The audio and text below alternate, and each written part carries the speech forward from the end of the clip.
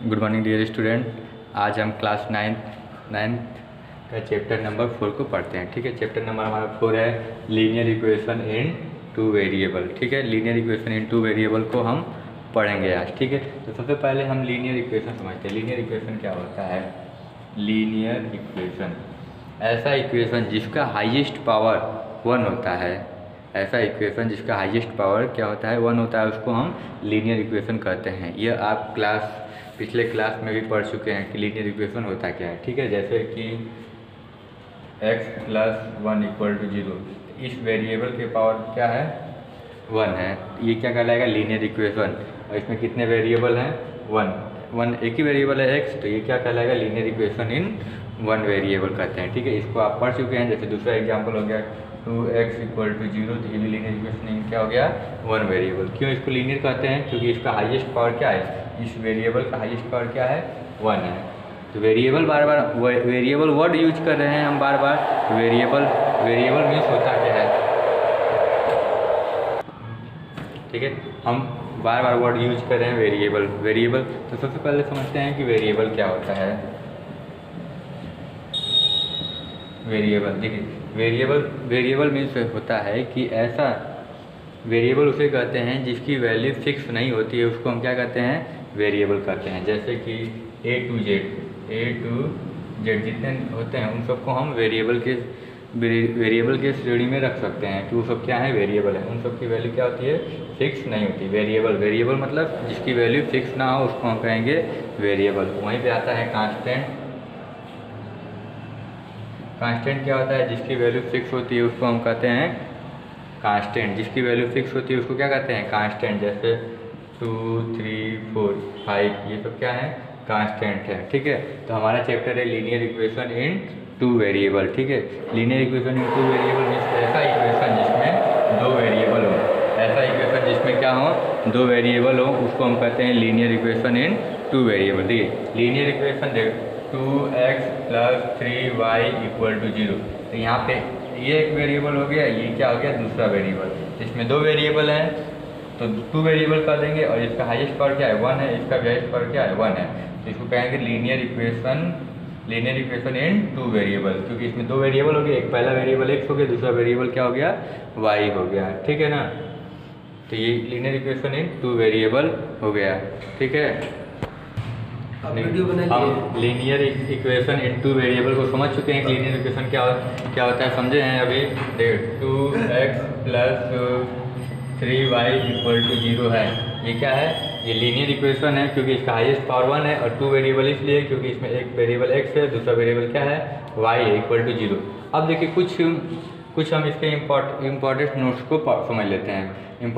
The solution of a linear equation is not affected when. देखो, ये linear equation का solution जो होगा ये इफेक्ट नहीं होगा। कब इफेक्ट नहीं होगा? जब हम the same number is added to or subtracted from both the side of the equation. अगर हम बोथ साइड से, देखो इधर वाले को क्या बोलते हैं? अगर हम कोई लीनियर इक्वेशन लिखते हैं 2x + 3y = 5 लिखते हैं, तो इधर वाले साइड को बोलते हैं लेफ्ट हैंड साइड और इधर वाले को बोलते हैं राइट हैंड साइड।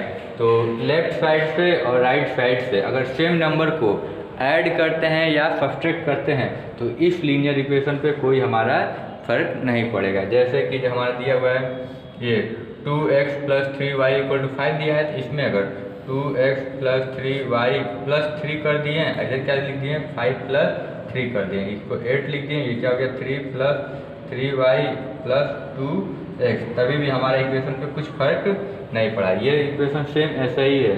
कैसे? क्योंकि 3 को इधर ट्रांसफर करेंगे तो क्या हो जाएगा? -3 हो जाएगा। तो 5 में से -8 में से -3 होगा तो क्या हो जाएगा? 5 आ जाएगा। तो कहने का मतलब यह है कि किसी भी लीनियर इक्वेशन में किसी भी डिजिट को दोनों साइड ऐड कर सकते हैं और सब्सट्रैक्ट करेंगे तो उस इक्वेशन पे कोई फर्क नहीं पड़ेगा, कोई इफेक्ट नहीं होगा। क्या करना है कि उसमें ऐड करेंगे लेफ्ट साइड में और राइट साइड में। एक चीज़ और जान लीजिए, जब भी ऐड करेंगे दोनों साइड, लेफ्ट साइड और राइट साइड दोनों साइड ऐड करेंगे, लेकिन सेम डिजिट को ऐड करेंगे। समझो ना, जैसे हम इधर भी ऐड करेंगे, इधर भी 2 ऐड करेंगे तो इधर भी 2 ऐड करेंगे। ऐसा नहीं कि इधर हम 3 ऐड कर दिए, इधर क्या कर दिए? 5 ऐड कर दिया, अगर इधर 3 ऐड कर दिया इधर 5 ऐड किया, तब तो हमारा इक्वेशन क्या हो गया, बैलेंस नहीं रहेगा। तो बैलेंस करने के लिए सेम नंबर को दोनों साइड क्या करते हैं, ऐड करते हैं, या सेम नंबर को दोनों साइड क्या करते हैं, सब्सट्रैक्ट करते हैं। ठीक है, तब हमारे इक्वेशन पे कोई इफेक्ट नहीं पड़ेगा। ठीक है, और देखो दूसरा, you multiply or divide both side of the equation by the same non zero number. कहने का मतलब कि किसी भी इक्वेशन में बोथ साइड, लेफ्ट साइड और राइट साइड में किसी भी नंबर से क्या कर सकते हैं, मल्टीप्लाई कर सकते हैं। अगर जिस नंबर से लेफ्ट में मल्टीप्लाई करेंगे उतना ही उसी नंबर से राइट में भी मल्टीप्लाई करना चाहिए। ठीक है ना, और वह नंबर जीरो नहीं होना चाहिए। जीरो को छोड़कर एक्सेप्ट जीरो किसी भी नंबर को मल्टीप्लाई करेंगे या डिवाइड करेंगे तो इस इक्वेशन पे कोई इफेक्ट नहीं पड़ेगा, वो हमारा लीनियर इक्वेशन जो है वही रहेगा। ठीक है ना, देखिए लीनियर इक्वेशन को हम और अच्छे से समझते हैं।